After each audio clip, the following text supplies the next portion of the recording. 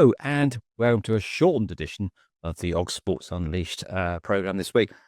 That's because we're really busy working on some fantastic new original content. Our teeth have been running for a friend.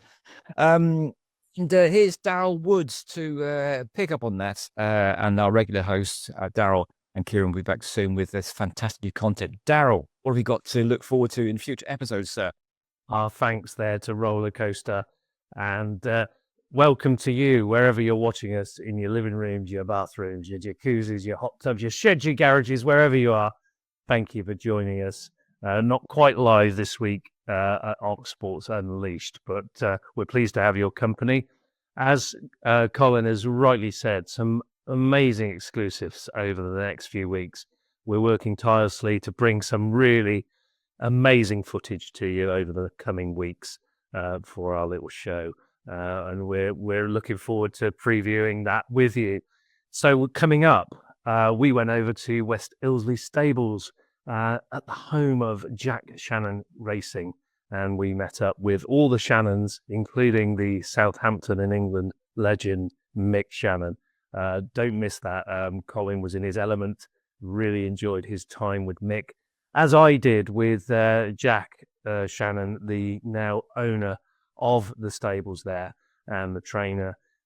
Really interesting insight. We also catch up with Paul Humphreys, one of the owners, and we talk to him about his horses and his views on horse racing in general, which is really worth watching. We have interviews coming up with our boxing guru, a member of the Axe Gang, which I'm very pleased about still. Brad Axe will be giving us an insight to his latest fight at Stamford Bridge. And we have Alpine Racing coming in as well, which is another first, another exclusive sport we haven't featured on Ox Sports Unleashed. So that should be a cracker as well. Tame United Women as well, coming in and talking about their season so far and aspirations for the future. And one of the great things that have happened in the last few weeks, Oxfordshire Cricket have appointed a new managing director in Nick Pinhole. He'll be coming in at the back end of March and talking all things Oxfordshire Cricket. So as you can see, we've been busy beaving around in the background and getting some real exclusives, some real amazing footage. And we also want your footage. We say it every week, but if you've got any clips that you want to send to us, we will use them and send it to our email address at oxsportsunleashed@gmail.com. That's oxsportsunleashed@gmail.com. You could be featured on this show that has some amazing coups. So please do send it. We will use it. And we thank you very much. We greatly appreciate your content, as we also greatly appreciate our trio of Lock, Lyon and Ryde, who bring you a fantastic inside roundup of Oxfordshire football and from all the tiers. So it's over to them, or as I like to call them, Kirk, Spock and McCoy. Thank you so much, Darryl Woods. So lots of exciting stuff coming up on future episodes of Ox Sports Unleashed. But now it's time to welcome my two guests, Patrick Lock and Paul Lyon. And first up is Paul Lyon. And Paul, no game for Whitley Town this weekend, waterlogged pitch. And that causes problems, doesn't it? Because the FA don't like to extend seasons, which means that part-time players end up with a huge fixture pile up towards the end of the season. That's tough going, isn't it, for part-time players, Paul? Yes, Colin, it is. What makes it worse is it was only called off an hour before kickoff. And if we'd have been notified in the morning, we could have switched the game to Whitney because we had a 3G pitch available. The players' manager turned up at the ground and it was underwater. I don't know what the weather was like at Oxford yesterday because I wasn't there, but I've heard there's a lot of rain around, so very annoying, but you can't do nothing about it. And as you say, fixture congestion is piling up, especially for Whitley Town. We're in two cup competitions still. We're in the County Cup final and also in another League Cup. And it means there's lots of games, but I think we're okay. We should be able to get the season finished as long as this rain does stop at some point.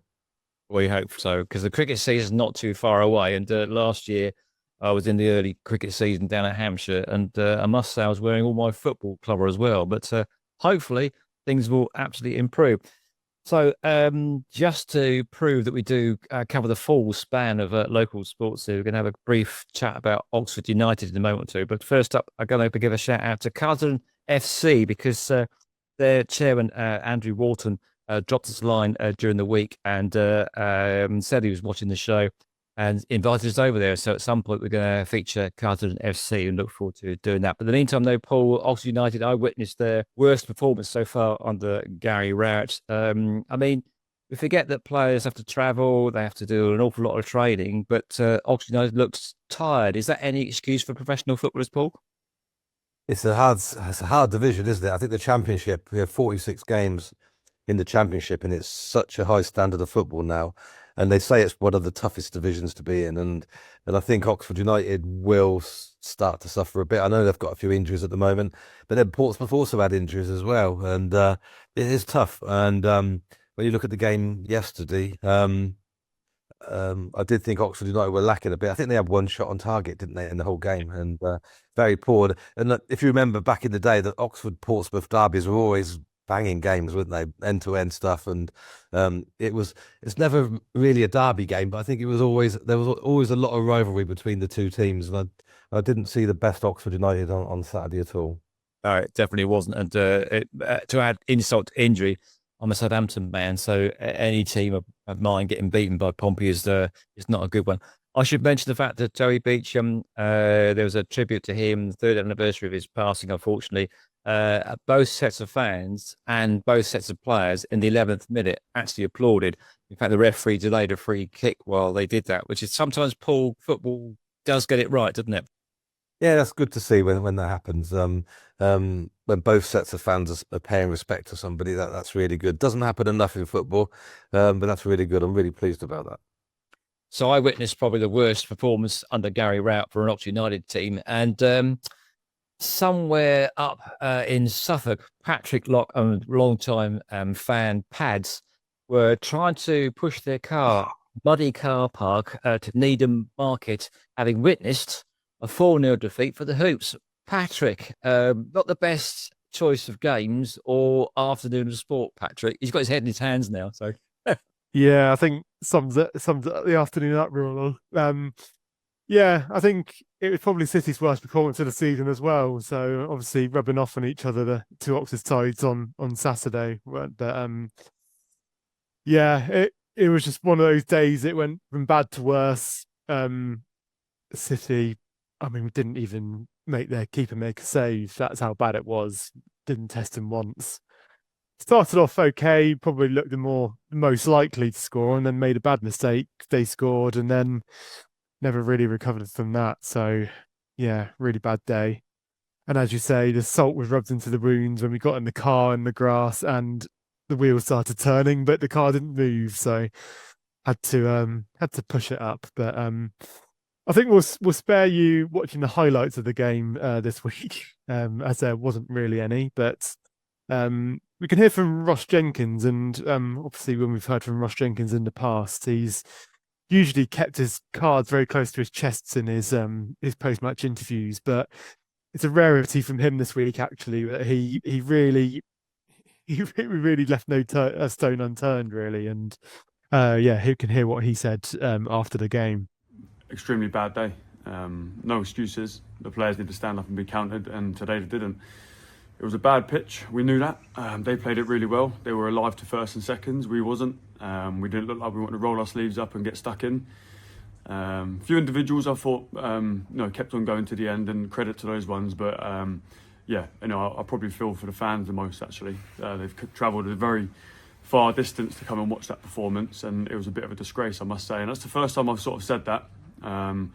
Not being particularly pleased with a couple of performances, but that one tops it off for me because it wasn't a footballing game. It's about heart and passion. They had bundles of it. We lacked in it. We have too many voices in the dressing room, but when on the pitch, it's quiet. So we had to address that. And yeah, I think we just stand up and be counted today, and we didn't do that. So apologies to the fans. The boys know that. Their standards need to be better. So we need to shake things up, really. So there we are. So a bit of a disconsolate Ross Jenkins there, telling things as it is there. And Bambi United didn't do much better, Patrick. No, it's a bad day for all of our teams at the top of Oxfordshire football. They lost to Rock Bottom Biggleswade Town, a team that City beat in the FA Trophy a few weeks ago. It's Biggleswade's third win of the season, actually, so it shows how far off the bottom they are. It was two first half goals actually that saw Biggleswade to victory. Again, we can hear from Simon Holyhead, and a bit like Ross Jenkins, wasn't particularly happy with his side's performance, and here's what he said to Puritan's Radio full time. Your immediate thoughts after that game, I would imagine disappointed would be one of the things that comes into play there. Yeah, no other word to use. That we have to be brutally honest. Root and branch review first half, weren't winning us enough first phase defensive situations. Very soft goal from the corner. We should have prevented that situation with by clearing the ball. We were trying to play out rather than clear the ball, which led to their corner. And then I think we all saw how they surrounded Jack, and it led to the ball trickling over the line. So some would say soft, I would say preventable, because it should have been cleared. What about the second goal? Yeah, I mean, obviously it was on the opposite side to where we were. It's a decent strike, and it was one of those where the guy making the follow-up receives the ball in a perfect situation, but that's not an excuse. It was just the way it was, and it just felt we were starting to sort of stabilise ourselves a little bit just before that goal. So yeah, but for me both goals are preventable. There we are, Banbury United's manager there, chatting to Puritan's Radio after the defeat at the weekend. But a point for Didcot as Jamie Heapy continues to, I think, secure Didcot's town position in the league, Patrick. Yeah, as you say, not quite disappointing down in the Southern League Division 1 South. Didcot did have to come from behind twice to earn a point at Westbury United. They drew 2 each. And then it was the 90th minute actually that the second equaliser came, and we can hopefully see the winner now on top of me speaking. It was a Daniel Warren effort, and it was flicked onto him, and he had the closest of range tap-ins really under the keeper to get them a point. Obviously, managers would normally be delighted to get a point late on, but Jamie Heapy was frustrated a bit with his side's 90-minute performance, and we can hear from him. He spoke to Daz King at full time. We didn't start great at all. Didn't start great. 25 minutes. Didn't turn them. Didn't ask them questions. They were winning first ball, second balls. Had more energy. Wanted to run. And they did more the livelier to me today. And then we started getting a little bit into it, but we were just a bit half-hearted and things, Yeah. Just gonna go after it. Want to go after it. Mean like you want to go and get after it and press people, and there's no aggression really. Thought Luke and Adam had a good game. Cammy was a good second half. Where he looked threat like he always does. Took his goal well. But Zach and Dylan give us energy when they come on, and Owen give us energy when they come on, which is what we want. We were better second half. I thought you noticed the difference. Moment we kicked off second half, there was a bit more bite. Well, I weren't happy with them at half time, so I said a few words, but they reacted well. But I thought at 1 each we were going to go and win it. Yeah. But then, it was just little fumble by Lee or whatever. But I've got no issues with that. He's made some unbelievable saves for us and kept us in many games, so it is what it is. But it's just, I felt as if we'd go and win them. But no, we went for it a little bit second half towards the end, and we managed to hit a goal. But yeah, we're not playing great at the moment. We're grinding out results. Yeah, I think the thing about Jamie Heapy is he always thinks there's room for improvement. Okay, but I think he also given when he goes for a pint after the game. I think so.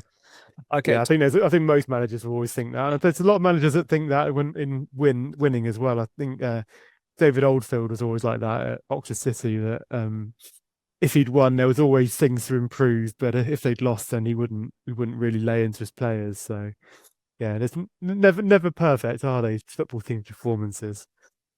Yeah, so no game for Tame United, a bit like Whitney's game that was postponed, as well as for no game for Kivington. But contrasting positions in the league for those two teams, Paul, Tame United knocking on the door of promotion places. We talked about that last week. Kivington really almost, but sunk completely. So, a weekend off for Tame United, is that good or bad news, or do they want to keep the momentum going? A weekend off for Kivington, does it make much matter at all? I think when you're winning, Colin, you want to keep playing. I can remember when Oxford City were on the run a few years ago in the National League South. We wanted to play as much as we could whilst you were playing well. And I think sometimes the Saturday Tuesday is really good if things are going well. You don't really need to do so much training, but when you're struggling as a team, you quite like that break to be able to get some training in and to try and improve things. So I think for Killington, maybe the time off might be good, but for Tame, on the other hand, they probably want to keep playing. And you know what it's like when you get that momentum playing week after week, and you get into that winning habit, and you just want to keep playing, and you feel that if you have that break and then you start again, you've lost a bit of that momentum. So hopefully Tame can keep going. Well, the league sides, the transfer window is as shut as we know now, Paul. But for lower league clubs, it's kind of like a bit of an open invitation that you can presumably sign players, but equally you can lose players at any time, can't you? Yeah, leagues do have rules on deadlines. Some of them say like the end of March is a cut-off period for signing new players. And they do that to stop you just recruiting a whole load of players for a last-minute promotion push for a month, especially when you have some teams that finish their games a bit earlier than others. So there are some rules in there. But at the moment, in the lower leagues, you can still transfer players in and out. But I think end of March is usually the cut-off time. Okay, Paul. Right. So North Lee, though, Patrick, no luck for them. Yet again this weekend. They did get a game, but no points at all. Yeah, their tough season continued. They hosted Beaconsfield Town at Engine Park, and it was a goal in each half that saw them to 2-0 defeat there. So they're still, sadly, bottom of the table by some distance. Okay, Patrick, but there was awful lot of action on despite the weather last weekend. Can you round up the rest of the results, please, in Oxfordshire? Yeah, not quite so much. There was a few games called off, but there was still some football in steps 5 and 6. There's a couple of wins for our sides in the Combined Counties League. Ardley United soared to a 1-0 win away at British Airways. Had to try and get some sort of aeroplane joke in there, didn't I? Yeah, very good. That playing Wembley, okay, two old stalwarts, yep.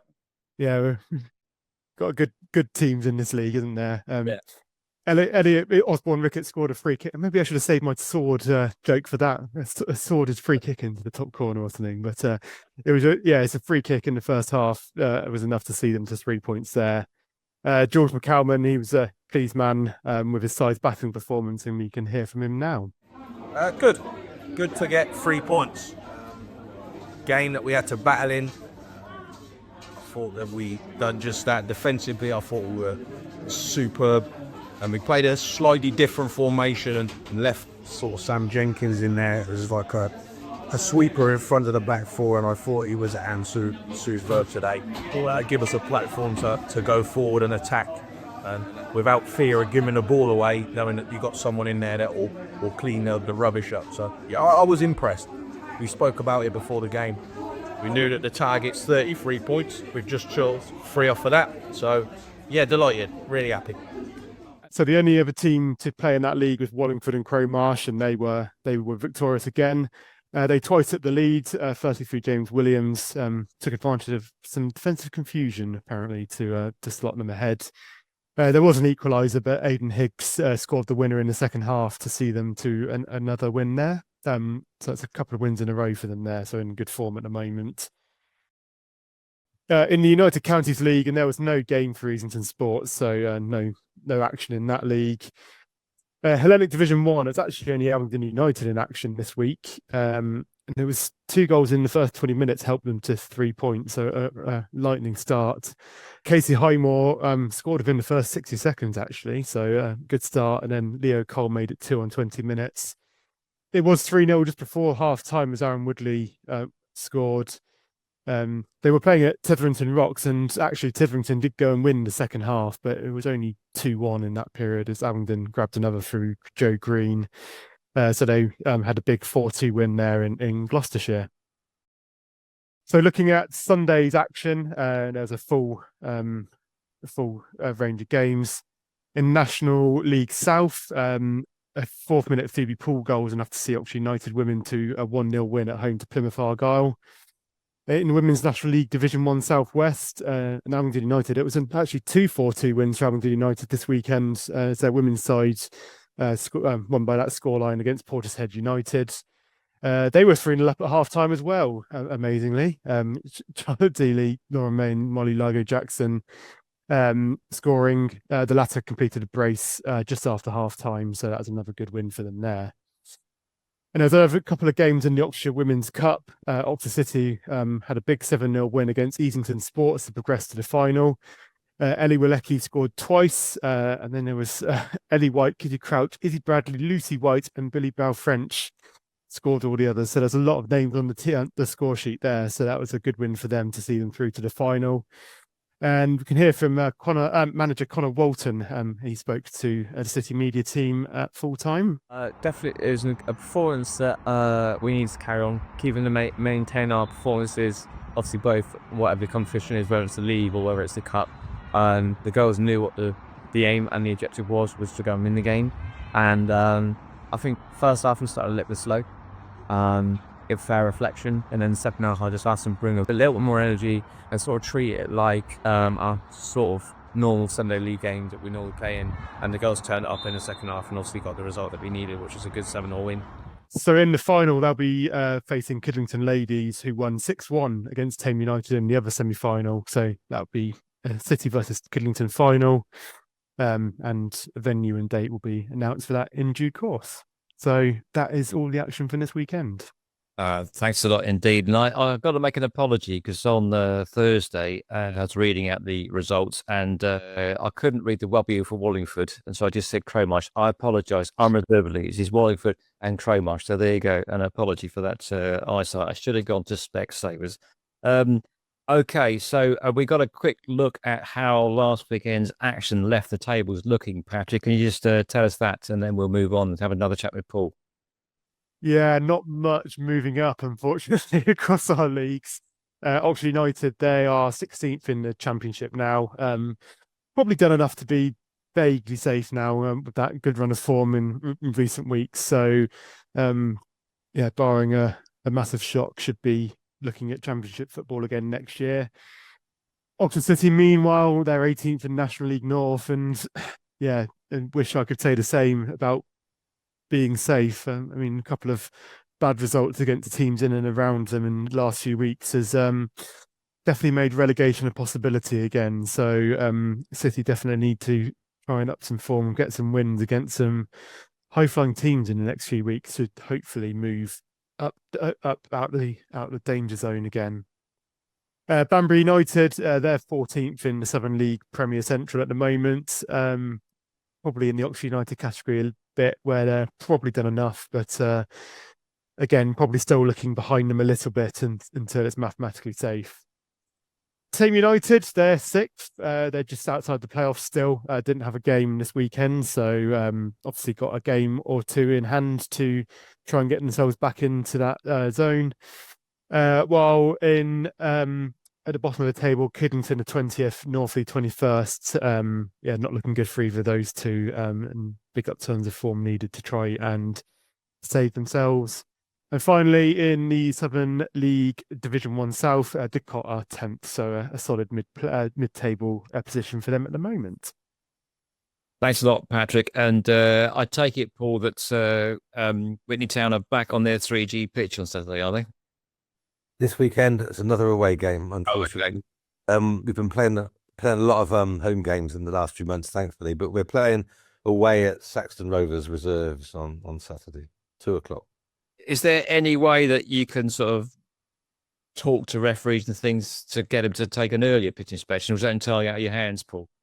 You can do. I think when the weather's really bad and you know what's coming, often the referees will go down there early, but I think it was a bit of a surprise this weekend just gone that it rained so much overnight, and pitches that would normally be okay to play on were suddenly waterlogged. And I think the further down the pyramid you go, the less anticipation there is. At the level of Oxford City, they do early morning inspections because it's a lot of travelling involved. And how many times, Patrick, have we been up to somewhere in Lancashire or Yorkshire, and the game's been called off on the way there? It's really annoying. Well, there was South Shields earlier in the season, wasn't there, which got called off at 2:00, which was a horrendous one. There. You have to go back to South Shields again on a Tuesday night. It's it's a real pain. But thankfully at the lower leagues, the travelling's not quite so bad. But yeah, so hopefully the rain will abate for the weekend. And look, the weather's looking good, isn't it? It's going to be a little bit warmer and finally, and some sunshine. So hopefully we'll get the game on. Yeah. So I've said it before, I say it again, because we support hometown teams or our Premiership teams and local teams, which is like spread betting. It means that in my case, I've got a 1 in 3 chance of at least one of my team is doing well. In my case, the ones to look out for are Southampton, my hometown club, Oxford United, and of course Oxford City. All 3 of them lost the weekend, so it wasn't very good. Plus that, and the mother-in-law's come to stay. So, Paul, sometimes life isn't too good. But hey, in the end of the day, it's just sport, isn't it, Paul? It's just a game of football. Why do we get so upset about it? Just a game of football, but on Saturday morning when your game's off, what do you do with yourself? It's most frustrating. And I can speak from my perspective of being a parent and having children playing, and you look forward to it all week, and then suddenly the weather comes down and your football's off, and then you've got to find something to do, like go shopping or something. That's not quite the same. Okay, well, that's it for this edition of Lock, Lyon and Ryde, and for the truncated version of Oxford Sports Unleashed. We'll be back next week with a longer version of Oxford Sports Unleashed. In the meantime, Patrick Lock's gone off to get a set of snow wheels and a shovel to make sure his car can get out the car park next time round, or maybe get a few more bodies in the car to help push next time round. For the time being, for myself, Colin Ryde, Patrick Lock and Paul Lyon, thanks for watching. Bye for now. And that takes us from the round ball to the puck. And this week's results for Oxford City Stars.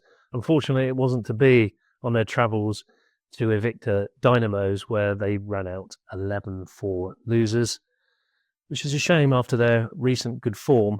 Let's hope they can bring that back next weekend when they travel to Wales and take on Cardiff Fire. We wish them all the very best of luck and hope they bring back the spoils to the Oxbens. And now to our midweek football action. Take you over to our intrepid reporter, Patrick Locksmith Lock, with all the relevant details. We'll have a quick look at the action for midweek now, and amongst this, Oxford City had a long trip to Norfolk to face Kings Lynn in National League North, a game which was called off earlier in the season. You might tell I'm rushing this intro as there was action straight from the off. This long ball upfield from the returning Canis Carroll, making his second debut after returning from Salisbury in the week, was sent straight back towards him and sensationally pulled down his man on the edge of the box, the referee brandishing a straight red card just 11 seconds into the game.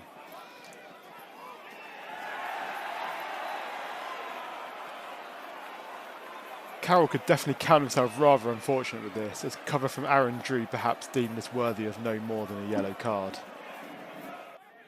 This early setback meant that City were going to be on the back foot for the rest of the game with their man disadvantage.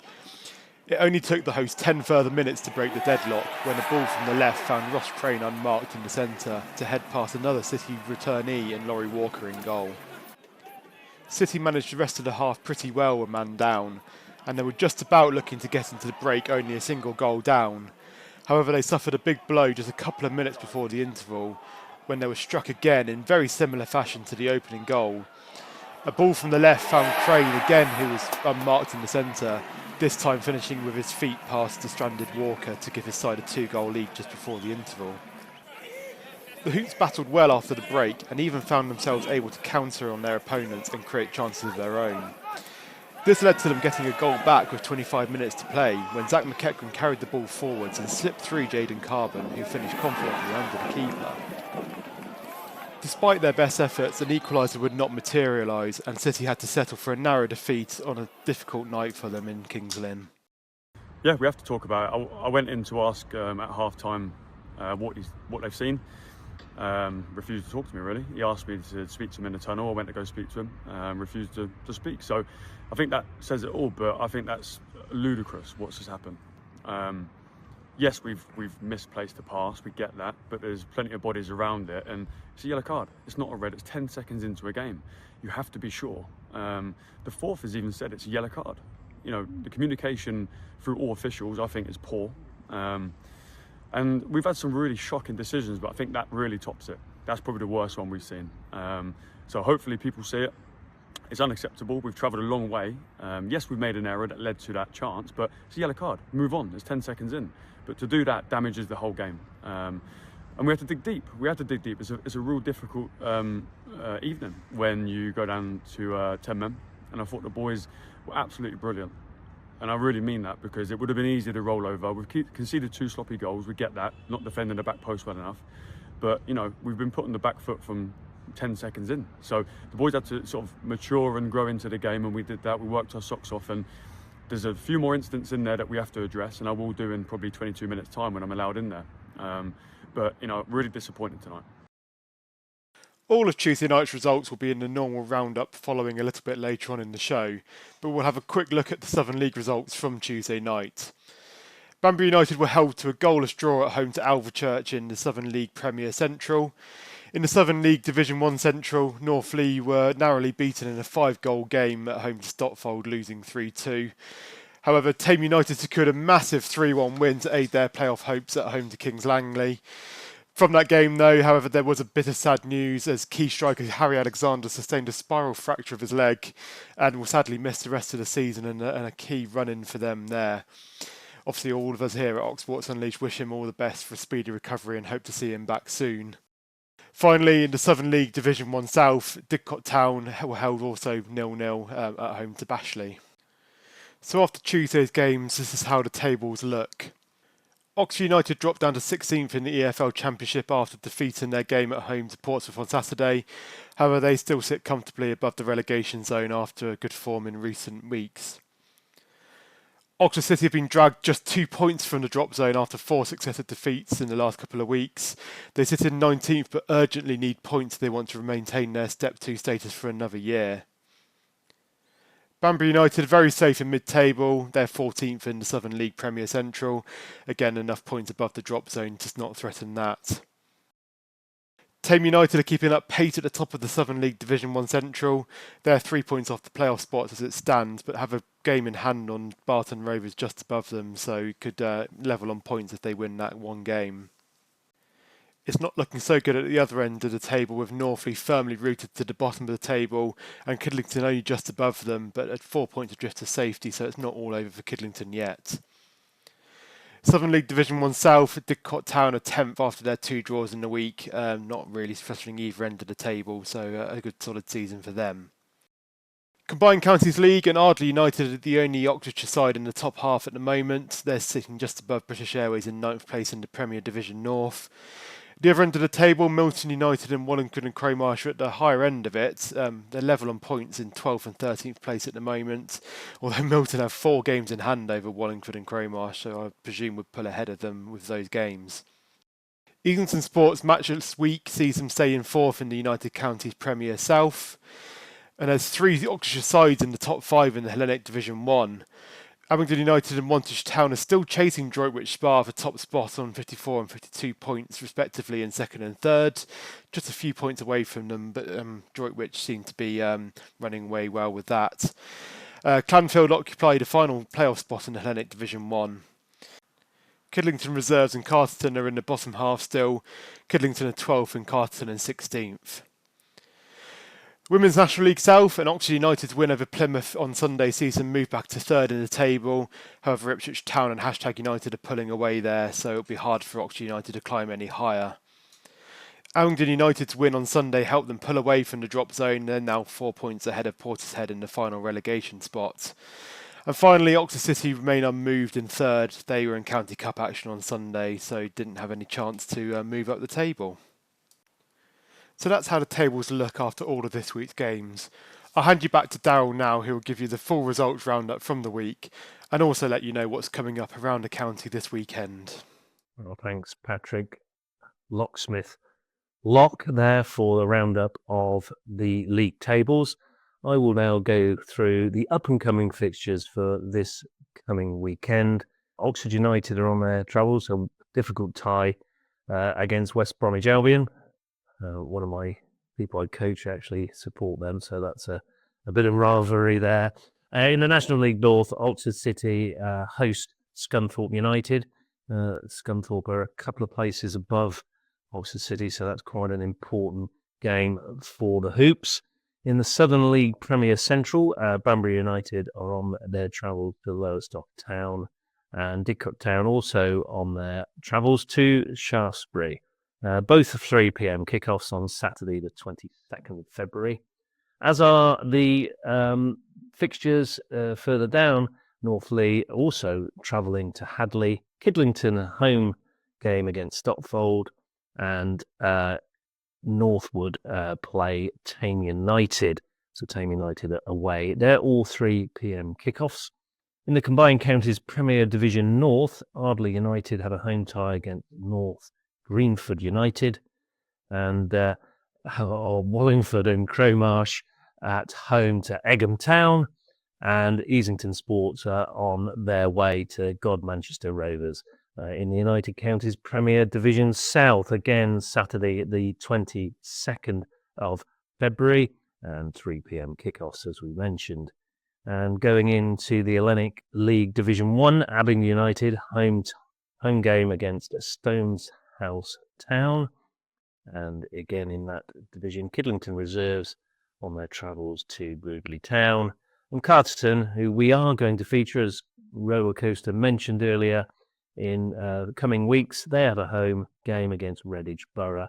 Again, all 3 p.m. kickoffs. Women's National League Southern Division, these are Sunday the 23rd of February fixtures. Oxford United are away to lose, and that's at 2 p.m. And in the Women's National League Division 1 Southwest, Abingdon United host Maidenhead United, and Oxford City are on their travels to Bagshot Lee. All 2 p.m. kickoffs, and as I said, Sunday the 23rd of February. And that rounds up the up-and-coming fixtures for this coming weekend.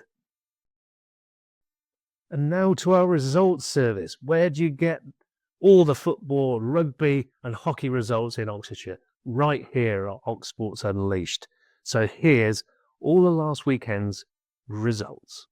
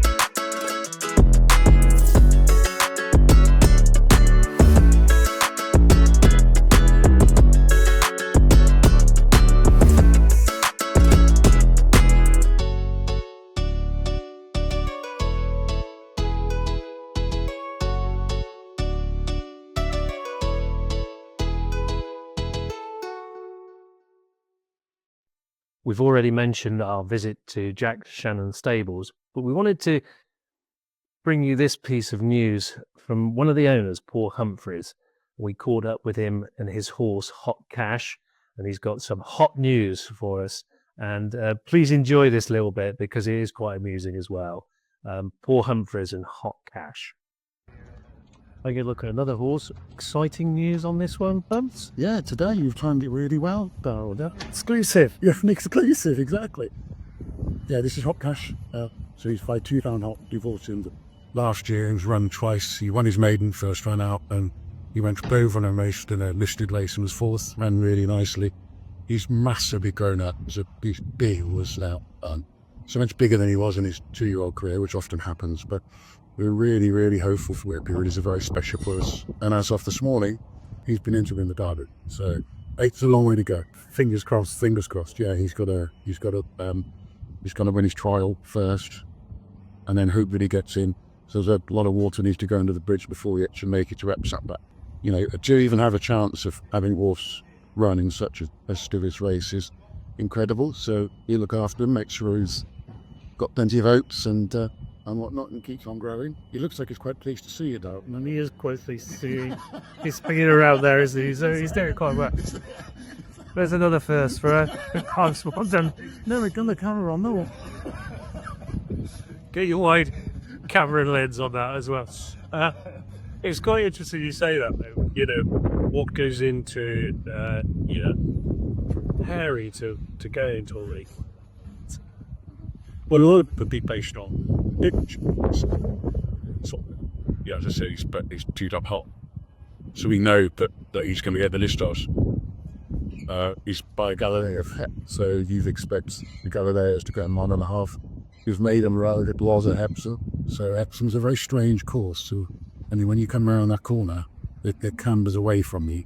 When you climb a hill, and then it cambers away again. And some horses, they don't handle it. So a very good horse might look a very ordinary horse at Epsom just because of the undulations and the way that the track is. Not the case for him. He's already been there and won. So now it's a case of just building him up, getting into the right races, get his fitness going, keep everything fingers crossed that he trains on. And there's no reason to think that it won't.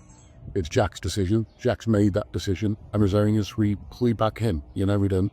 I don't have a say in it, nor do the others. We listen to Jack, take his advice on board, and agree with. Well, thanks very much for joining us today and give us the insight of being an owner of the racehorse, and it's been fascinating for us all today to be here. So thanks again for your time. Good luck. Good to see you, mate. Yeah, thank you. Our thanks to Colin for wrapping up this week's show and Lock, Line and Ryde. Please join us again next week where we'll unleash some more Og Sports. It's goodbye from me. Bye.